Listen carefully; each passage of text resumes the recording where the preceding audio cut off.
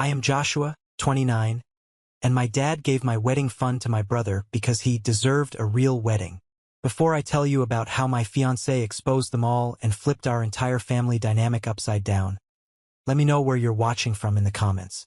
I always love seeing how far these stories travel.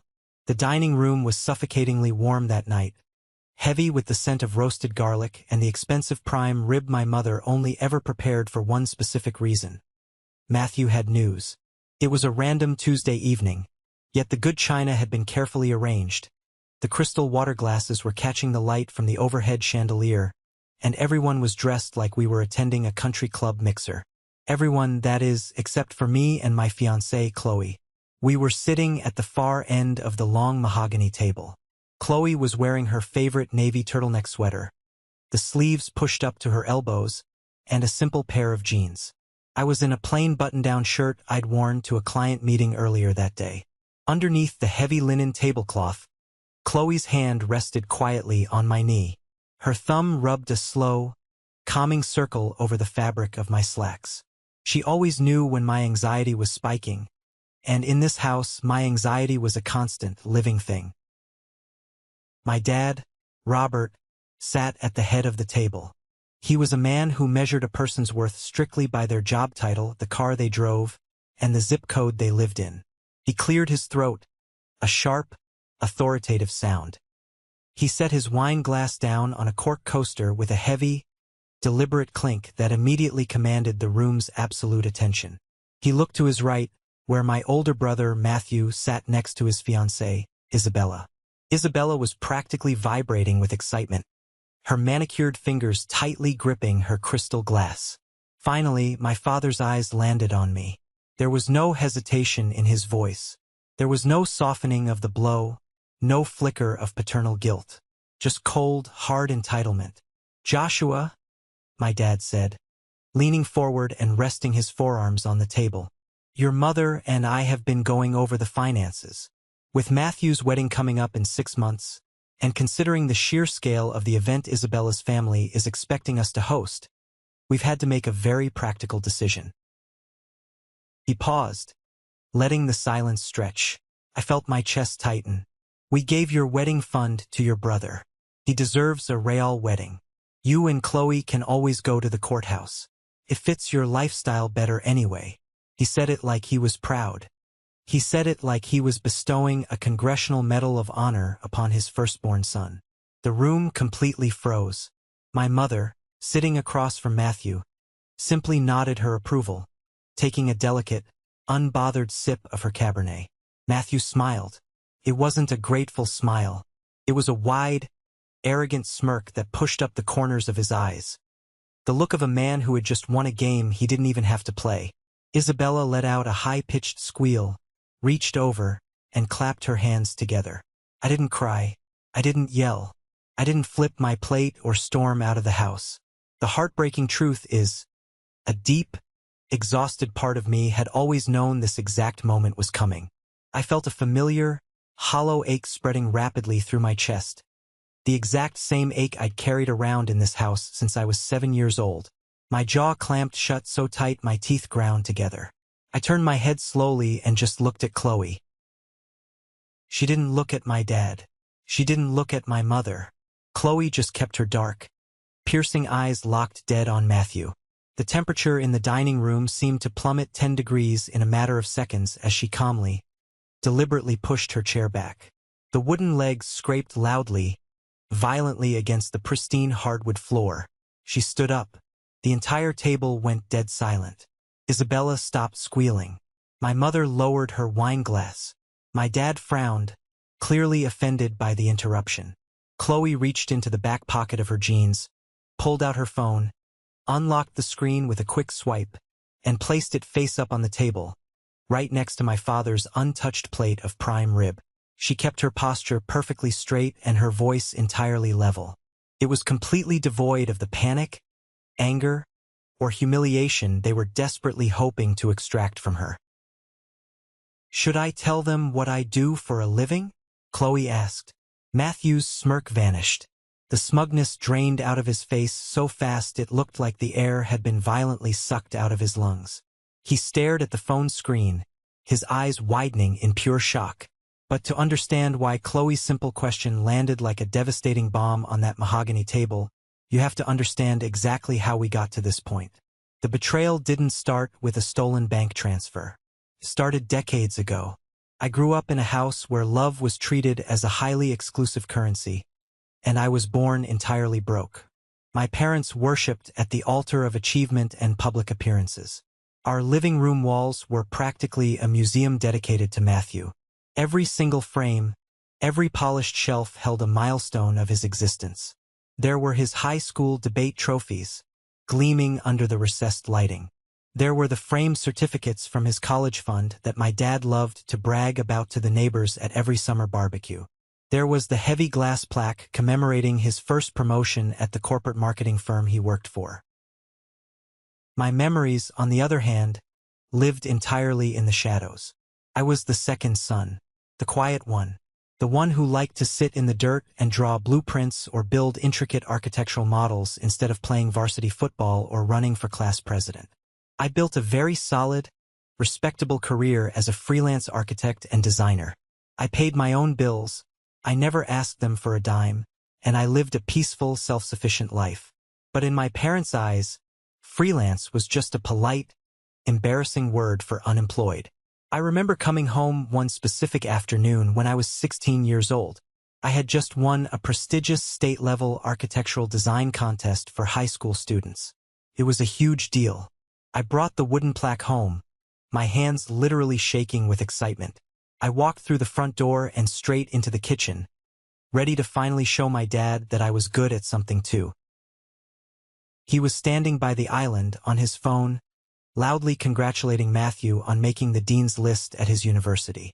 I stood there, holding my plaque, for 10 excruciating minutes.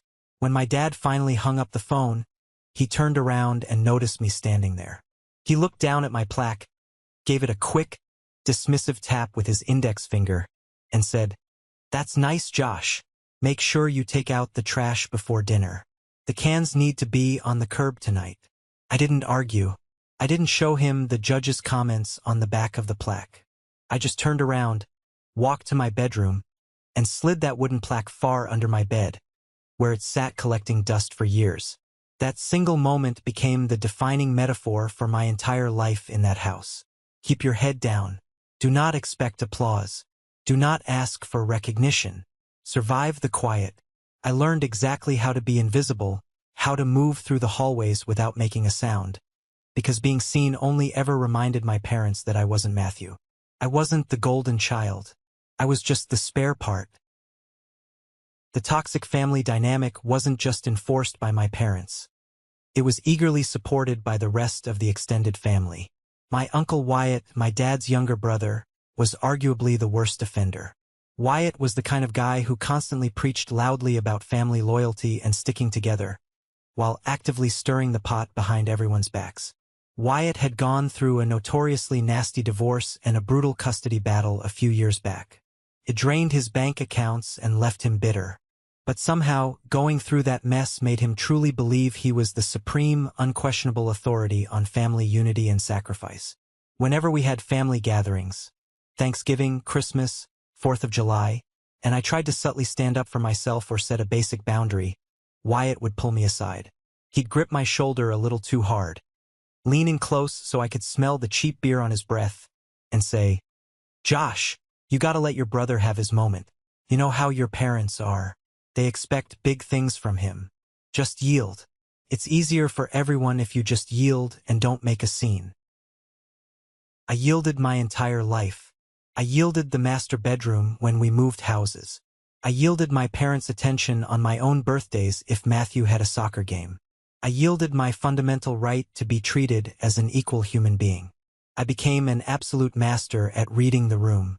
I could walk into the kitchen, sense my father's mood by the way he held his coffee mug, and immediately fold myself into the smallest possible space so I wouldn't disrupt their perfect, curated family portrait. I swallowed my pride so many times I forgot what it tasted like. But I wasn't completely alone. The only person who actually saw me, the only person who looked at me and didn't see a disappointment, was the woman who lived in the converted in-law suite on the first floor of our house. My Grandma Rose. Grandma Rose's room was a sanctuary. It always smelled wonderfully of old paperbacks, dried lavender, and vanilla. While my parents were out at expensive restaurants celebrating Matthew's latest victory, I would be sitting on the faded braided rug at the foot of her worn-out armchair. She never interrogated me. She never asked me why I wasn't more outgoing, or why I didn't wear polo shirts like my brother. She would just quietly stand up, walk to her small kitchenette, and slide a plate of warm, homemade chocolate chip cookies toward me. She'd sit back down, adjust her reading glasses, and say, "Eat, Joshua. The world out there is bitter enough. We have to make our own sweetness." She was my anchor to sanity. She validated my existence. When I finally graduated from college, my parents didn't make it to the ceremony. They claimed Matthew had an incredibly important networking golf tournament that they simply had to attend to support his career. I sat in the crowded bleachers in my cap and gown, looking up at the sea of cheering families, staring at the empty seats where my parents should have been. My chest felt so tight I could barely breathe. But then, out of the corner of my eye, I saw her, Grandma Rose. She had secretly hired a car service, taken a 2-hour ride all by herself, leaning heavily on her wooden cane, just to be there. She was standing near the bottom of the bleachers, wearing a bright blue coat, holding a single yellow rose in her trembling hand. When I walked across that stage, she was the only one clapping for me. She gave my life the softness and the grace that it desperately needed to survive the sandpaper reality of my parents. And then, a few years later, I met Chloe. We met purely by accident at a crowded downtown coffee shop where I was aggressively sketching some difficult blueprints for a client. She was rushing to a meeting, bumped into my small table, spilled half her iced tea across my notebook, and was so mortified she immediately offered to buy me lunch to make up for the damage. I agreed, mostly because she looked incredibly stressed and I wanted to calm her down. We clicked instantly. It was the easiest conversation I had ever had in my life. Chloe was quiet, fiercely intelligent, and entirely unimpressed by flashy things. She didn't care about name brands or social climbing. When I finally gathered the courage to bring her home to meet my family for the first time, she wore a simple, oversized gray sweater and well-worn denim jeans. She looked beautiful to me, but my dad took one look at her outfit, glanced at her scuffed leather boots, and visibly mentally filed her in the unimportant and unimpressive category. At the dinner table that night, he relentlessly interrogated her. He didn't ask about her hobbies or her family. He went straight for the jugular. "So, Chloe," he said, aggressively cutting his steak, "what exactly is your salary trajectory in your line of work? Because Joshua's freelance income is highly unstable. You look very comfortable." He said the word comfortable like it was a contagious disease. Chloe didn't flinch. She just smiled warmly, took a slow sip of her ice water and said, "I make enough to live a life I truly enjoy, Mr. Evans. And I love Joshua. That's all that matters to me." My dad scoffed loudly, rolled his eyes, and immediately turned the conversation back to Matthew's recent car purchase. He completely ignored Chloe for the rest of the evening. But after dinner, while my parents were watching TV, Grandma Rose pulled Chloe aside into her suite. They talked by the garden window for nearly an hour. I paced the hallway, worried my family had scared her off. When Chloe finally came out to get her coat, Grandma Rose followed her. Grandma reached out, squeezed my hand tightly, and whispered in my ear, "She has an iron spine, Joshua," Grandma said, her eyes gleaming with approval. "She's steadier than she looks. Do not let this family ruin this for you. Keep her." Fast forward a couple of years. When Matthew and Isabella officially announced their engagement, our house turned into a toxic, high-stress military command center. Isabella didn't just want a wedding. She wanted a coronation. She wanted an event that looked like it belonged on the cover of a luxury bridal magazine. And my parents were completely, obsessively consumed by it. Every single conversation, every family meal, every weekend was hijacked by endless venue tours, aggressive debates over floral arrangements, and vicious arguments over guest lists. Chloe and I had actually gotten engaged a few months prior to Matthew. We were quietly planning a small, intimate ceremony at a local botanical garden. Nothing crazy, just close friends and good food. But suddenly, our plans were treated as a massive, selfish inconvenience. If Chloe and I had a cake tasting scheduled on a Saturday, my mother would call on Friday night, demanding we cancel it to help Isabella assemble 300 handmade invitations. We were repeatedly asked to move our dates, cancel our vendor appointments, and essentially put our entire lives on indefinite hold so my parents could funnel all their energy, and eventually all their money, into Matthew. I swallowed the frustration. I bit my tongue so hard it bled. I told myself, and I told Chloe, that it was just a few months of madness and then it would be over. We just had to survive the wedding season. But I was so incredibly wrong. The real gut punch, the absolute betrayal that finally broke me, came exactly 1 week before that fateful dinner where my dad made his grand announcement. I was at my parents' house in my dad's home office. He had called me over to fix his printer network because it kept jamming, and he refused to pay tech support. I fixed the issue and needed a piece of scratch paper to run a test print. I opened the top drawer of his heavy oak desk. Right on top of a stack of files was a thick leather ledger labeled Wedding Accounts and Estate. I shouldn't have looked. I know I shouldn't have, but the numbers caught my eye. There was a column clearly labeled for my wedding fund, and a much larger column for Matthew's. My dad had always told me he had a small savings account set aside for my wedding, a rare gesture of fairness that I had deeply appreciated.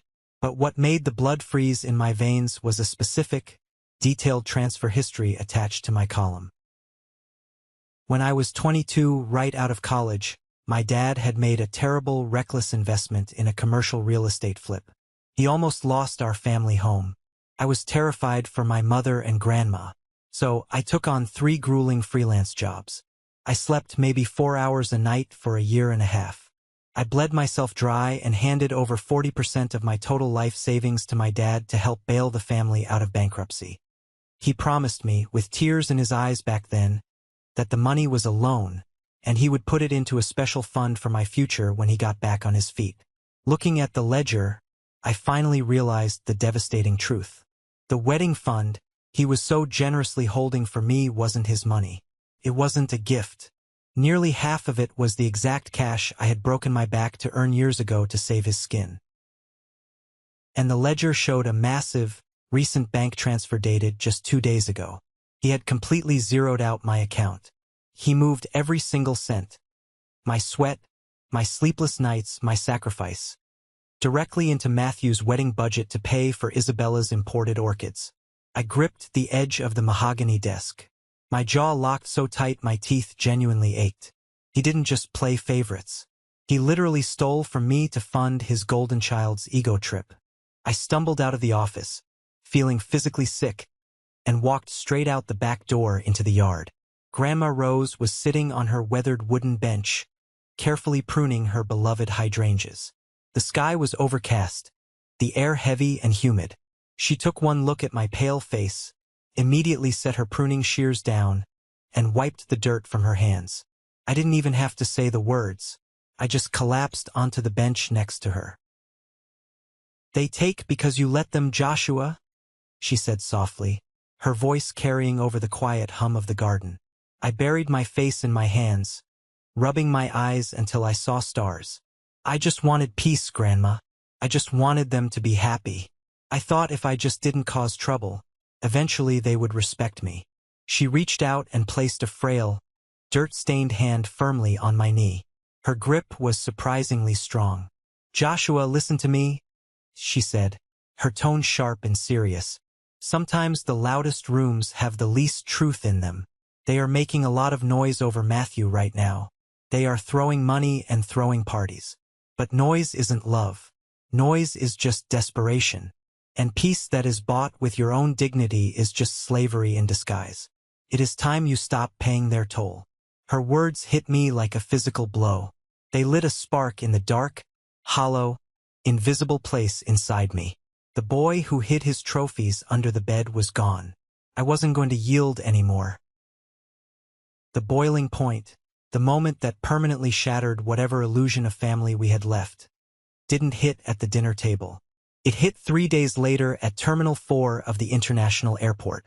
My parents had planned a lavish, pre-wedding celebration trip to a luxury resort in the Bahamas for Matthew and Isabella. To save face with the extended family, they made a massive public show of inviting Grandma Rose. They bought her a new, expensive sun hat, talked loudly at Sunday dinner about how wonderful it would be to have her walking on the beach with them, and paraded their extreme generosity to anyone who would listen. We arrived at the airport at 8 a.m. to drop them off. Grandma Rose was wearing her absolute Sunday best, a beautiful pressed blouse and a navy cardigan. She was tightly clutching the handle of her small, floral suitcase. Her eyes were bright with an excitement I hadn't seen in years. She hadn't been on a vacation since my grandfather passed away. But when we got to the airline check-in counter, the agent, a tired-looking young guy named Nathan whose name tag was slightly crooked, typed furiously on his keyboard. He frowned, hit backspace a few times, and finally shook his head. "I'm sorry, folks," Nathan said, his voice carrying over the noise of the terminal. "I have the confirmed reservations here for Robert, Martha, Matthew, and Isabella, but there is absolutely no ticket under the name Rose Evans." My mother immediately let out a loud, theatrical gasp, bringing her hand to her pearls. "Oh my God! The travel agency must have made a terrible mistake. I specifically told them 5 tickets. My dad shook his head, looking aggressively at his expensive watch. "Mom, I am so incredibly sorry. This is a complete disaster. We just don't have the time to fix this with customer service before boarding. If we miss this flight, we lose the resort deposit." He turned to me, his voice totally devoid of actual regret. "Joshua, you're not flying with us anyway. Can you just take Grandma back home?" Grandma Rose just stood there, the bright excitement violently drained from her face, leaving her looking terribly small and incredibly fragile under the harsh fluorescent airport lights. She didn't argue. She didn't scream. She just adjusted her grip on the handle of her suitcase, her knuckles turning stark white, and nodded slowly. "It's all right," she whispered, her voice cracking just slightly. "Have a good trip." The humiliation hanging in the air was a physical weight. It was heavier than the luggage. I stood there, paralyzed by rage, and watched my parents and brother briskly walk away toward the TSA security checkpoint. Matthew was laughing at something Isabella said. They didn't look back. Not once. I gently told Grandma to go sit on a nearby bench while I went to talk to the agent to see about getting her a refund for the lost ticket. I walked back up to the counter and leaned in close to Nathan. "Look," I said, keeping my voice dangerously low. "I know they're gone. I know you can't fix it. But I need to know the truth. Was there really a booking error? Did the agency mess up?" Nathan looked around nervously, sighed heavily, and leaned over the counter. He had the distinct look of a reluctant witness who absolutely hated the family drama he had just been dragged into. "Man to man," Nathan said quietly. "No, there was no booking error. There was a fully paid economy ticket for her. But a guy named Matthew called our customer service line yesterday afternoon. He explicitly canceled her economy ticket. He used the refund money from her seat, plus a chunk of extra cash, to upgrade himself and his fiancée to first class. He left a strict note on the file telling the counter agents not to mention the cancellation to the older woman. My stomach plummeted straight through the floor. The terminal noise faded into a dull, ringing hum in my ears. It wasn't an oversight. It wasn't a mistake. It was a calculated, vicious, premeditated betrayal. Matthew had literally traded his own grandmother's seat, her joy, her inclusion in the family, for wider legroom and free champagne. And my parents had absolutely covered for him at the counter. The drive home from the airport was like driving back from a funeral. The silence in the car was deafening. Grandma didn't speak a single word. She just stared out the passenger window at the passing highway. When we finally pulled into the driveway, she got out, walked straight past her bedroom, opened the back door, and stepped out onto the patio.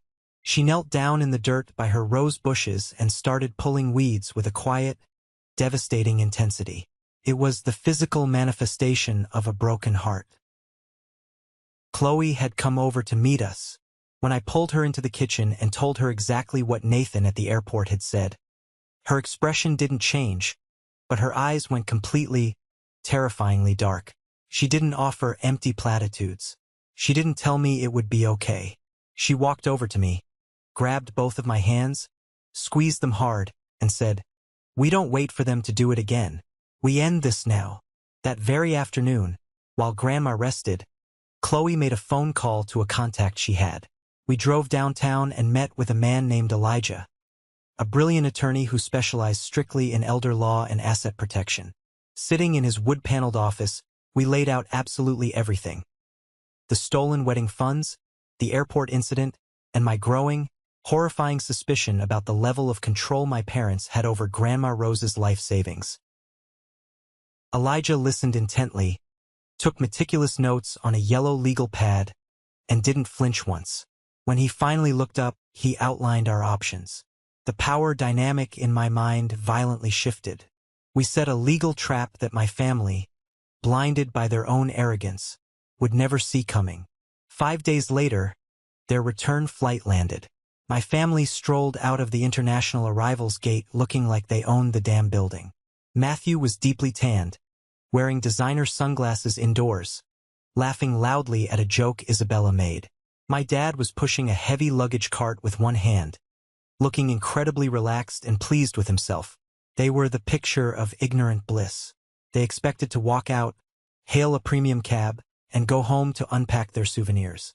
They absolutely did not expect to see me, Chloe, Grandma Rose, and a very intimidating man in a sharp, tailored charcoal suit, Carter, the head of the legal department at Chloe's company, standing in a line right past the sliding glass doors, waiting for them.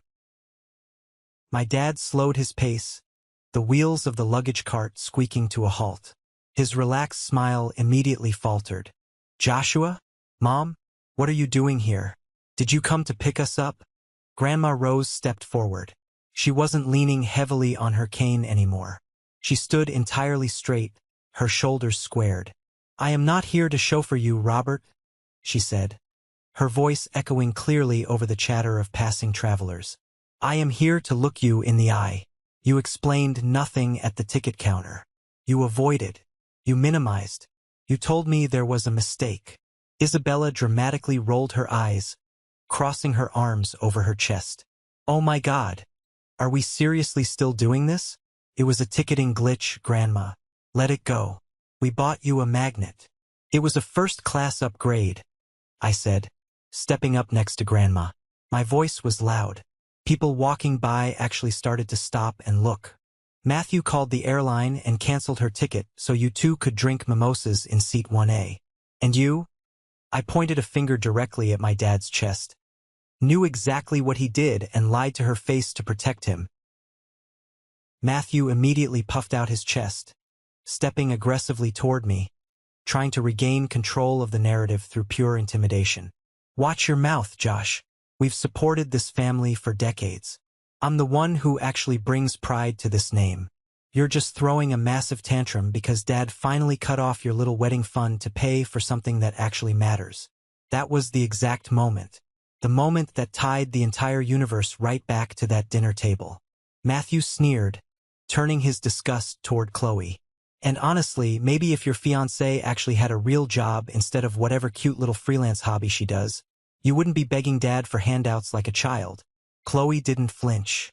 She didn't back down. She smiled. It was the most terrifying, predatory, satisfying smile I had ever seen on a human being. She looked Matthew dead in the eyes, reached into the pocket of her coat, and pulled out her phone. "Should I tell them what I do for a living, Matthew?" she asked, her voice echoing the exact, deadly calm tone she had used at the dinner table days prior. She turned the phone around so the screen faced my father and brother. It wasn't a photo.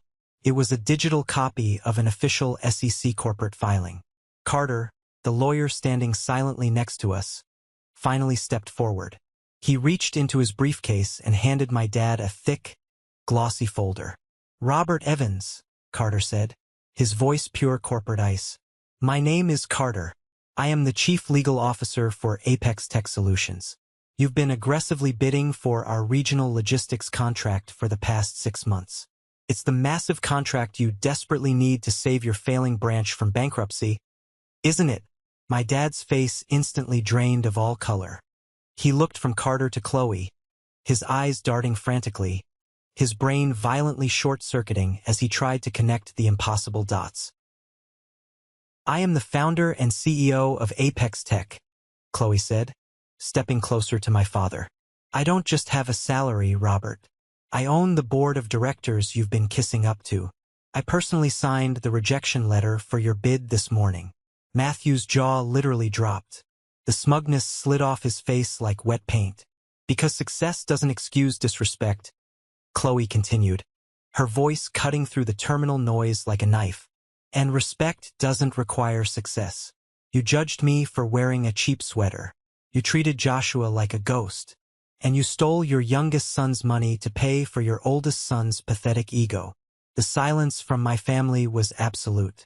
Matthew's mouth opened and closed, but no sound came out. Raw, unadulterated panic set into his eyes. My mother put a trembling hand over her mouth, taking a step back. Isabella looked like she was physically going to be sick, her luxury bags dropping from her shoulders to the floor. This is a joke, my dad stammered, his voice weak. He looked at me, his eyes pleading for the first time in his life. Josh, please, tell her this is a joke. I need that contract. The only joke here is this family, I said. I felt lighter than I had in 29 years. The heavy, invisible chains I had dragged around my whole life just snapped. This is a moment that changed everything, when I finally regained control of my life. Thank you for your patience in getting this far. You are amazing. Please like the video and leave a comment below to let me know you've been with me.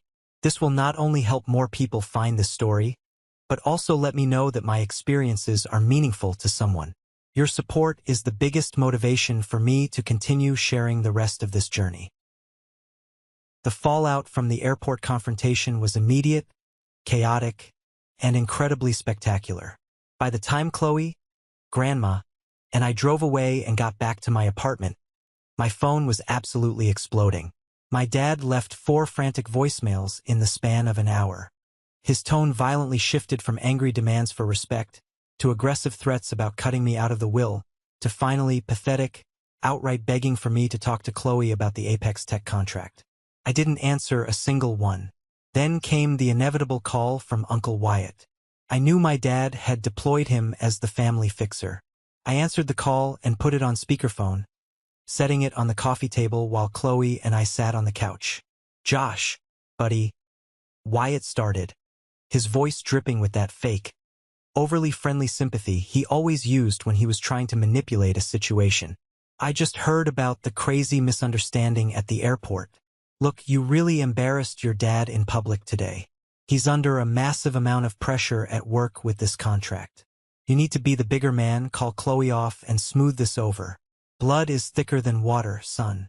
Family is family, and you don't turn your back on them.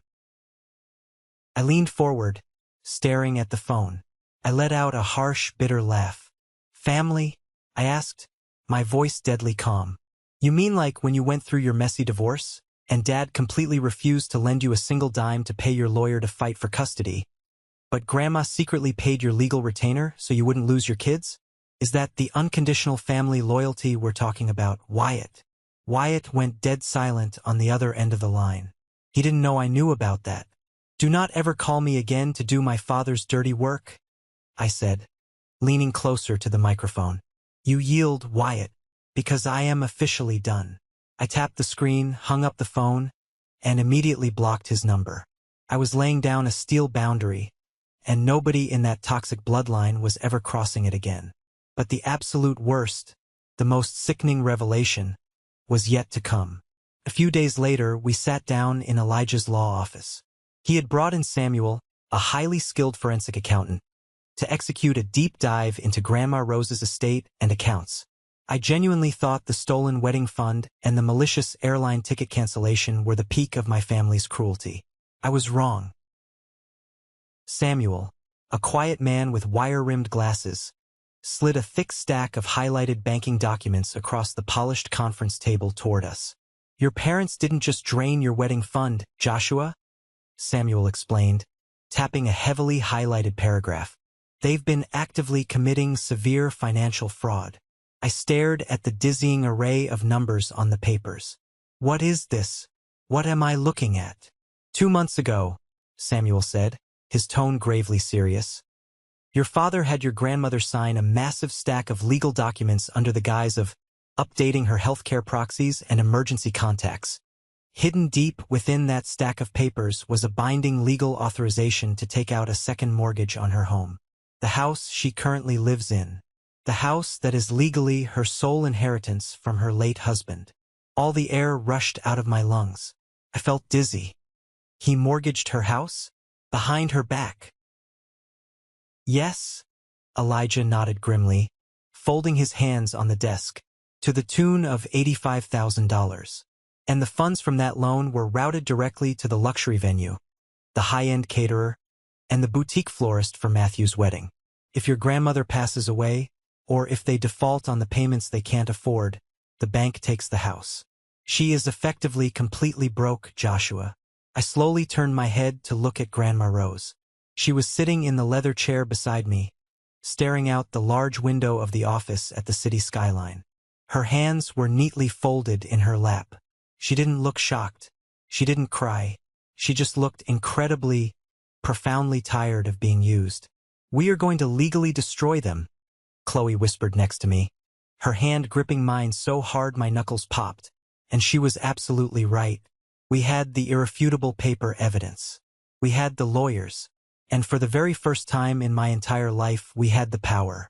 My parents had built a towering house of cards strictly on the broken backs of the people they viewed as weak and disposable. Now it was time to light the match and burn it all to the ground. 6 weeks later, the day of absolute reckoning finally arrived. We did not go to a dramatic, wood-paneled courtroom with a judge banging a heavy wooden gavel. We went to a highly sterile, fiercely private, and incredibly intimidating conference room located on the 42nd floor of a towering downtown corporate legal building. It was a mandatory mediation hearing. This was the absolute final step, the last possible off-ramp before we unleashed a massive, incredibly public civil lawsuit that would have permanently destroyed my father's corporate career and whatever was left of my brother's social reputation. The conference room smelled faintly of expensive lemon furniture polish and stale, bitter black coffee. The massive, floor-to-ceiling glass windows overlooked the entire sprawling city, but the atmosphere inside that room was suffocatingly tense. The air felt heavy, like the moments right before a massive thunderstorm breaks. I sat on one side of a long, incredibly heavy oak table. Chloe sat directly to my right. Her posture was impeccably straight, her hands folded neatly on the table in front of her. She radiated a quiet, terrifying, and absolute authority. Grandma Rose sat to my left, wearing her absolute best navy blue dress and a simple pearl necklace. She looked incredibly calm. Her hands weren't shaking anymore. Flanking us were Elijah, our brilliant elder law attorney, and Samuel, the forensic accountant who had uncovered the massive depths of my family's financial depravity. At exactly 10 in the morning, the heavy wooden door clicked open, and my family walked in. I almost didn't recognize my father. Robert Evans, the man who used to stride into every single room like he owned the entire building, looked visibly aged. He looked like he had aged 10 years in just 6 weeks. His shoulders were heavily slumped forward. His usually pristine, custom-tailored suit looked slightly wrinkled, and the arrogant, entitled spark in his eyes had been completely extinguished.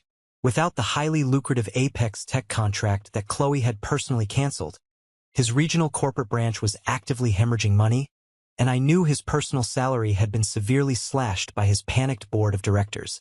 He was a man watching his entire fabricated, superficial kingdom completely crumble to dust around him. My mother, Martha, walked in right behind him. She was nervously clutching her expensive designer handbag against her chest like a physical shield. She kept her eyes glued to the expensive carpet. She absolutely wouldn't make eye contact with me, with Chloe, or with Grandma Rose. Then came Matthew. He didn't look like the flawless golden child anymore. He looked exhausted, deeply defensive, and incredibly cornered. The massive stress of his rapidly collapsing luxury wedding plans was written all over his pale face. He had dark, heavy bags under his eyes. They sat down on the completely opposite side of the table. The physical distance between us was only a few feet of polished wood, but it felt like a massive, unbridgeable canyon. We were no longer a family. We were opposing parties in a legal battlefield. Julian, the court-appointed legal mediator, sat at the head of the table. He was a man in his late 50s with calm, highly observant eyes and a strictly professional demeanor that clearly communicated he had zero tolerance for emotional nonsense or family theatrics. He opened a thick manila folder, carefully adjusted his reading glasses, and looked directly at my father. "Robert," Julian began, his voice incredibly smooth but carrying the weight of a sledgehammer. "We are here today to officially discuss the unauthorized liquidation of protected funds, the gross mishandling of fiduciary duties, and the fraudulent securing of a second mortgage on the residential property owned solely by your mother, Rose Evans. We have the complete forensic accounting reports right here on the table. Let me be absolutely clear with you before we begin. If we do not reach a binding, structured financial settlement today in this room, the opposing counsel is fully prepared to take this directly to civil court. Furthermore, given the severity of the forged signatures, they are prepared to involve the district attorney for felony elder financial abuse." My father swallowed hard. The sound was audible in the quiet room. His Adam's apple bobbed nervously above his expensive silk tie. "Julian, please listen to me," my father pleaded, his voice cracking slightly. "This is a massive, terrible family misunderstanding. We were simply managing her estate to protect her assets. I am her son. I have always had her absolute best interests in mind. The mortgage on her house was just a temporary bridge loan. It was a cash flow solution. I was fully going to pay it back entirely after I got my end-of-year corporate promotion and the subsequent bonus." Elijah, our lawyer, didn't even raise his voice. He didn't need to yell. He simply reached into his file, pulled out a single piece of paper, and slid it smoothly across the polished wood table until it stopped right in front of my father. It was a highlighted copy of the loan origination document. "You did not secure a bridge loan, Robert," Elijah stated with cold, terrifying precision. "You intentionally buried a massive mortgage authorization inside a thick stack of routine medical proxy paperwork. You deliberately and maliciously obscured the true nature of those legal documents from a 78-year-old woman who trusted you completely. Furthermore, the routing numbers on the bank transfers clearly show that every single dollar from that fraudulent loan was wired directly to a luxury catering company, a boutique florist, and an exclusive high-end country club to illegally fund Matthew's wedding." Matthew violently slammed his hand down on the table, causing the water glasses to shake. His face flushed a bright, angry red. "I didn't know where the actual money was coming from. Dad said he was taking care of it. He told me he had a special college fund he had finally cashed out for me, or some old tech investments that matured. You absolutely cannot put this on me. I am the victim here too." I leaned forward, placing my forearms on the table, locking eyes directly with my older brother. I didn't feel intimidated by him anymore. "You knew exactly what you were doing, Matthew," I said, my voice steady and completely unwavering. "You knew Dad didn't have $85,000 just sitting around in a checking account. You knew his branch was failing. You just didn't care whose blood you had to completely drain to get your perfect, incredibly selfish day. You threw your own grandmother out of her airplane seat at the terminal so you could drink free champagne in first class. And you were perfectly, happily willing to let her lose her only home so you could eat prime rib with Isabella's wealthy friends." "Joshua, please stop," my mother whispered, her voice trembling as tears finally spilled over her cheeks. "Please don't talk to your brother like that. We are still a family. We can fix this. We can sit down and talk." "No, Martha," Grandma Rose spoke up. Her voice wasn't loud, but it carried a profound weight of authority that completely silenced the entire room. We are not a family. We are a biology experiment that went terribly, horribly wrong. Family protects each other when they are vulnerable. You used me. You looked at the beautiful house my late husband built with his own 2 hands, the house where we held his funeral, the house where I raised you, Robert, and you saw absolutely nothing but a disposable ATM machine. Julian raised a hand, stopping the argument before my mother could start sobbing loudly. The facts presented here are entirely indisputable, Julian said, closing the folder. The forensic trail is absolute. Robert Matthew, you have exactly 2 choices right now. You signed the binding settlement agreement today. This agreement legally mandates a structured, aggressive monthly repayment plan with high interest until the entire $85,000 from the mortgage, plus the entire wedding fund stolen from Joshua, are fully returned to Rose Evans' control.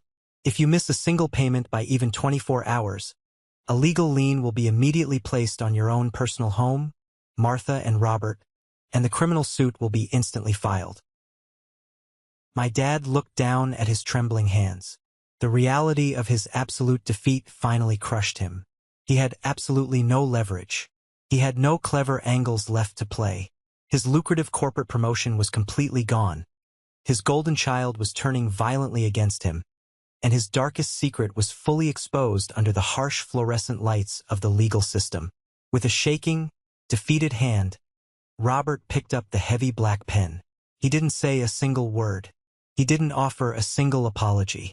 He simply signed his name on the dotted line, legally binding himself to years of crushing, suffocating financial debt to repay exactly what he had stolen. Matthew signed right next to him as a legally bound co-guarantor. When we walked out of that massive glass building and stepped into the bright, warm afternoon sun, I took a massive, deep breath. The downtown city air tasted incredibly sweet. We hadn't just won the stolen money back. We had permanently shattered the toxic illusion they had trapped me in my entire life. The immediate, devastating consequences of that mediation hearing struck my family like a runaway freight train. Karma didn't just knock on their door. It kicked the door entirely off the hinges. Without my stolen wedding fund, and completely without the stolen equity from Grandma's mortgaged house, the massive Royal Magazine wedding Matthew and Isabella had so arrogantly planned violently and publicly collapsed. The exclusive luxury country club they had booked demanded their final, massive payment exactly 30 days before the event. When my dad's overextended credit cards aggressively bounced, the club manager immediately canceled their reservation, permanently released the date, and legally kept the massive initial deposit. The boutique florist, realizing they absolutely weren't getting paid the remaining $20,000 balance for their rare imported orchids, pulled out entirely. Isabella's reaction was exactly as explosive and materialistic as you would expect. When Matthew finally had to sit her down and confess that the money was entirely gone, that his family was essentially completely broke, drowning in legal debt, and facing potential criminal fraud charges if they missed a payment, she threw an absolute earth-shattering fit. She didn't try to comfort him. She didn't suggest they go to the courthouse and get married anyway because she loved him. She screamed at him in my parents' driveway, loud enough for the entire suburban neighborhood to hear clearly through their living room windows. She called him a pathetic liar, a fraud, and a failure. She violently threw her expensive diamond engagement ring directly into my mother's rose bushes, called off the entire wedding, and drove away in her luxury SUV, leaving tire marks on the asphalt. Matthew spent 3 entire days frantically digging through my parents' thorny landscaping, his hands bleeding, trying desperately to find the diamond ring so he could pawn it to pay off his mounting credit card debt.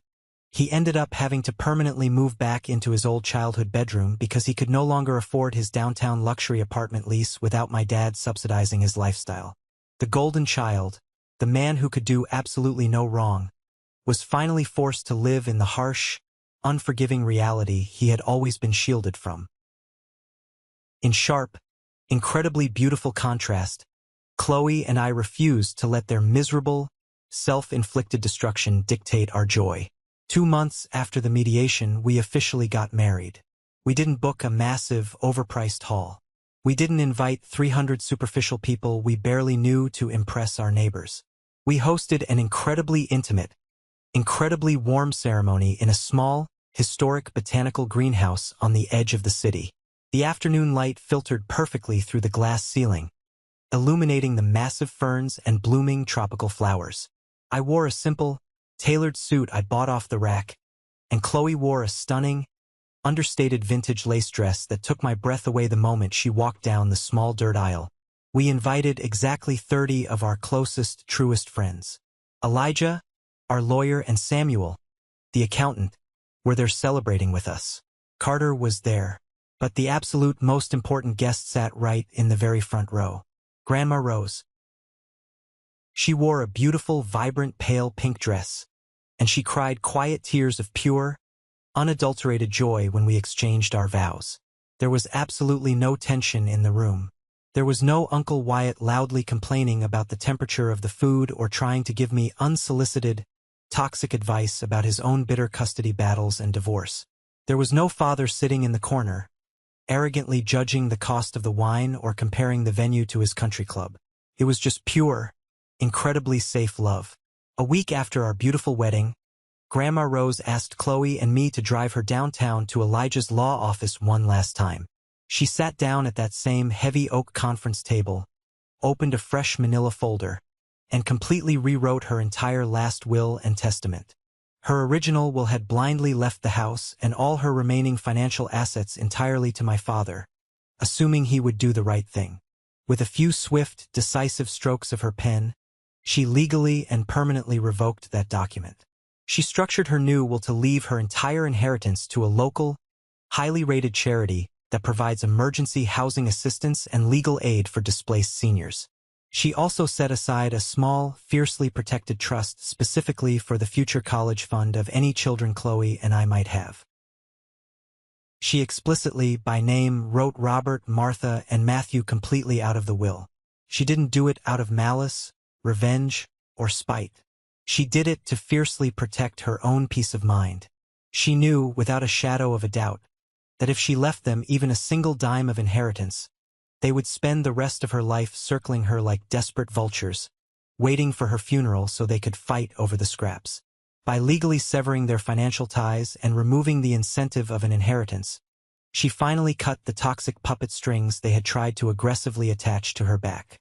As we walked out of Elijah's office that afternoon, Grandma Rose stopped on the sidewalk, looked up at the clear blue sky, and smiled a genuine, beautiful smile. The heavy, invisible burden of fear and manipulation she had carried in my parents' house was permanently, finally gone. The absolute final step in completely severing our ties with the dark past was getting Grandma Rose physically out of that toxic, suffocating house. The structured settlement payments from my father began arriving exactly on the first of every single month, strictly monitored by the court to ensure he couldn't hide a single penny.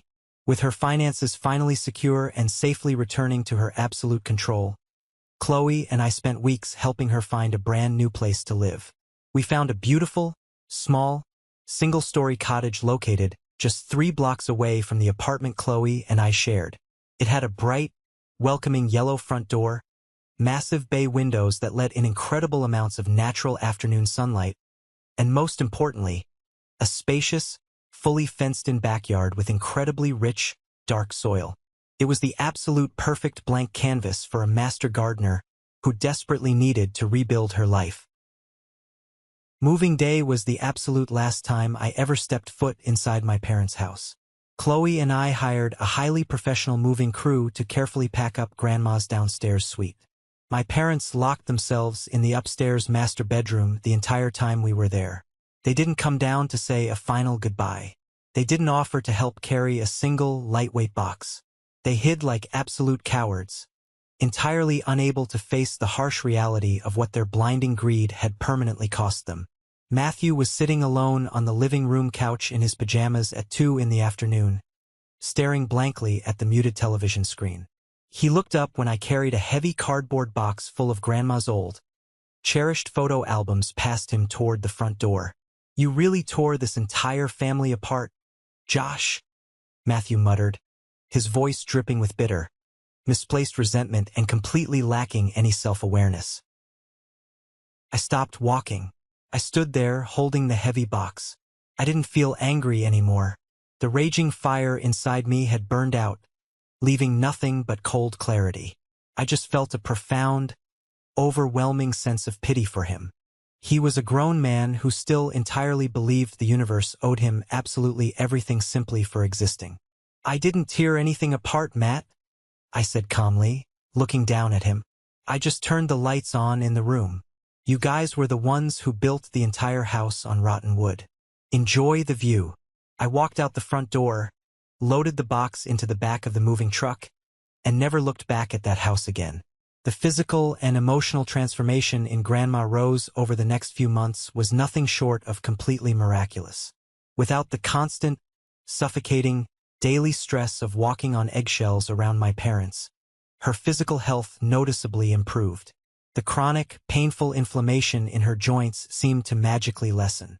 She stopped leaning so heavily on her wooden cane when she walked around the neighborhood. The deep, exhausted lines around her eyes softened into smile lines. She spent absolutely every waking hour completely transforming the empty backyard of her new cottage. She bought bags of fresh soil, specialized fertilizers, and new gardening tools.